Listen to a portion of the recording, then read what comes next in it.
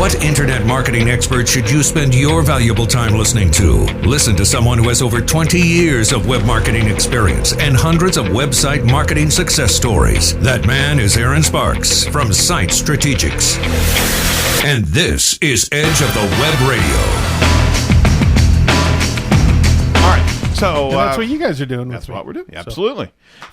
We have a few articles that got released here this week, and this was the week that it was like an early Christmas gift. It really was. Google released its full version of the Search Quality Raters Guidelines and Handbook. It's 160 pages of wonderful SEO knowledge. Wow. Wonderful. I've been digging through it. That's been very distracting. This I have it on one of my screens. I'm going, hey, look. We should do an infographic. Hey. What do you think? I think so. I like it. Let's do it. All right. Google just released this document, and it's aimed at quality raters on how to understand and rate the search results that they are testing. There's an entire group that rate websites for Google.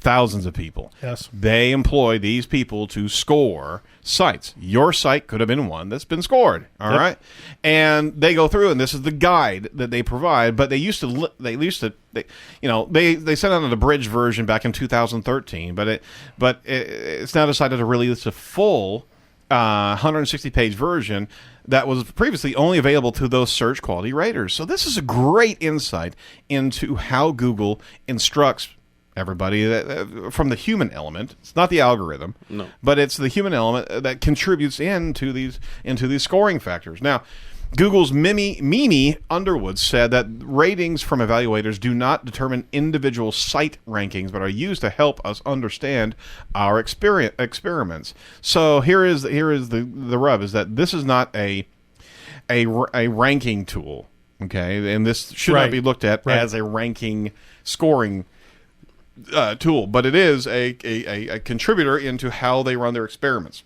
Yep. She also added the evaluators base their ratings on guidelines that we give them. These guidelines reflect what Google thinks search users want. So why did Google release this search quality guideline? Well, they say it's because of the recent mobile explosion for these past few years, right? More users than ever are on the go and need answers now. And their smartphones are the way to get those answers. So basically, Google wants to provide transparency for webmasters to cater to these users' needs. All right? So the document definitely deserves some review. And so what we're going to do right now is actually go through each and every page of the 160-page document. Riveting radio. We're going to have a marathon. Are we collecting for MDA or anything? So we've got about 4 hours that we're going to record here. And exactly. Don't touch that dial. I mean, first of all, it's noteworthy that these guidelines Hold your head up high. And don't be afraid of Google. All right. Well, I can't do anything with these guys. There is a diverse array of factors that evaluators use to determine what makes a web page a quality web page. All right. And here are some of the Google search guidelines that we think are most interesting. One, here's the characteristics of high quality pages. Check it out. A satisfying amount of high quality main content. All right. Functional page design. And a high level of EAT. That's and right after Thanksgiving. That's a perfect anagram. All right. EAT acronym. It's expertise, authoritativeness, and trustworthiness. All right.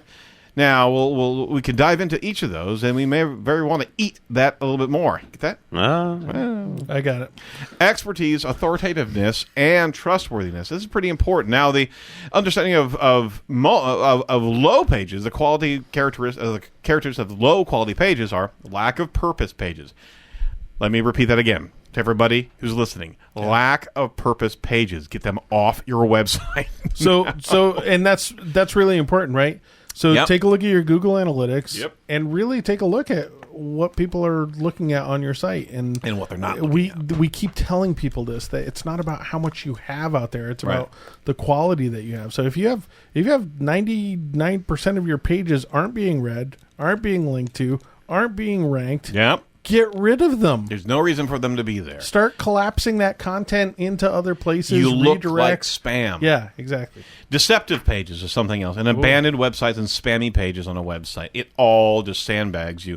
And on top of that, you may not even know the pages that you have out there.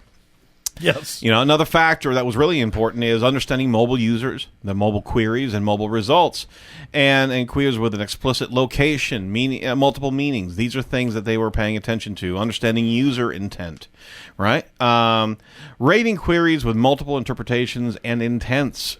Something else that I came across here that was very, very important, I think, in this document was reputation research. Now, here's the deal.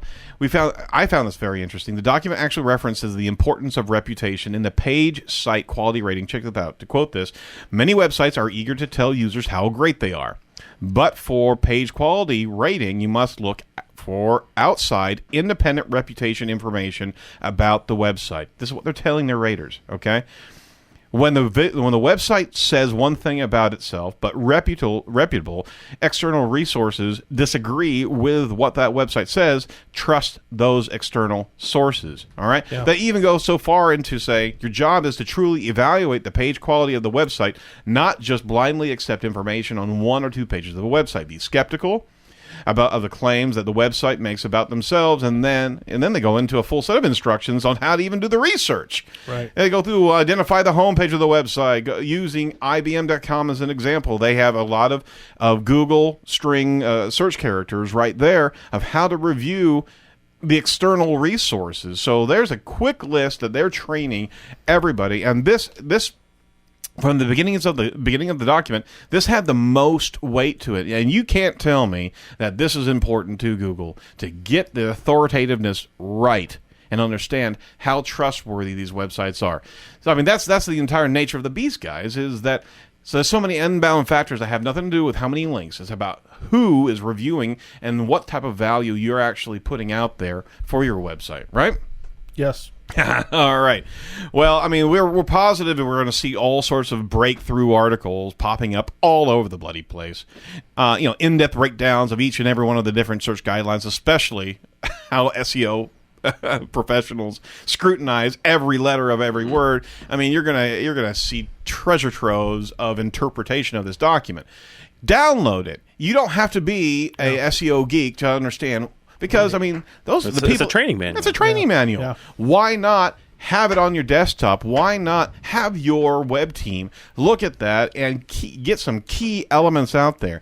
If you want to come to Site Strategics, we can actually evaluate that with that lens as well. But you've got to do something with this document. It's how Google wants you to look. You better pay attention to it.